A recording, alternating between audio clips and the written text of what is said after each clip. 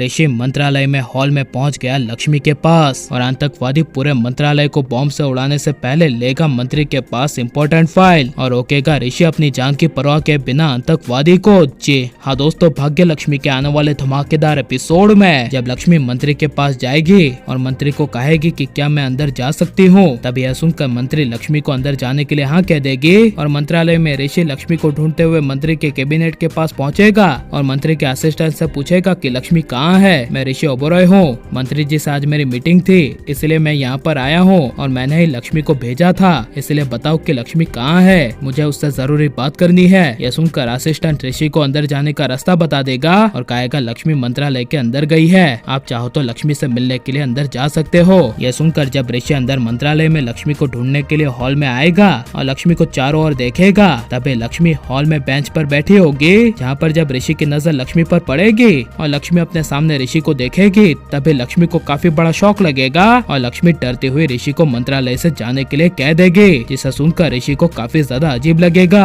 और ऋषि लक्ष्मी के नजदीक आकर लक्ष्मी को कहेगा कि लक्ष्मी क्या हुआ है, तुम इस तरह मुझसे बात क्यों करी हो, क्या तुम नहीं चाहती कि मैं यहाँ पर तुम्हारे साथ रहूं। तभी यह सुनकर लक्ष्मी गुस्से से रोती हुई ऋषि को जाने के लिए कह देगी और गुस्से से कहेगी तुम यहाँ पर क्यों आए हो, तुमने ही तो मुझे पूरा काम करने के लिए कहा है ना, तो ठीक है मैं पूरा काम खत्म करके घर आती हूँ। यह सुनकर ऋषि लक्ष्मी की बात नहीं मानेगा और घर में जब मलिष्का नीलम के सामने पहुँचेगी, तभी जब नीलम ऋषि को मलिष्का के साथ ना देखने की वजह से मलिष्का को कहेगी कि ऋषि कहाँ है, वो तुम्हारे साथ क्यों नहीं आया। तभी यह सुनकर मलिष्का कहेगी ऋषि मंत्रालय गया है लक्ष्मी के पास लक्ष्मी को देखने। यह सुनकर नीलम को काफी बड़ा झटका लगेगा और नीलम डरती हुई घबराती हुई मलिष्का को कहेगी मरना है क्या उसको जो वो लक्ष्मी के पास गया है। यह सुनकर मलिष्का को काफी बड़ा शौक लगेगा और मलिष्का नीलम को कहेगी क्या हुआ आंटी, आप इतनी टेंशन में क्यों हो और लक्ष्मी के पास जाने से ऋषि को क्या होगा। यह सुनकर नीलम कहेगी लक्ष्मी की कुंडली सही नहीं है, लक्ष्मी की कुंडली के ऊपर मार्केस दोस्त सवार है और आज लक्ष्मी पर जानलेवा खतरा आने वाला है, ऐसा बद्रीनाथ पंडित जी ने कहा था। यह सुनकर मलिष्का के पैरों तले जमीन खिसक जाएगी और मलिष्का ऋषि को फोन करने की पूरी कोशिश करेगी और मंत्रालय में ऋषि का फोन साइलेंट होने की वजह से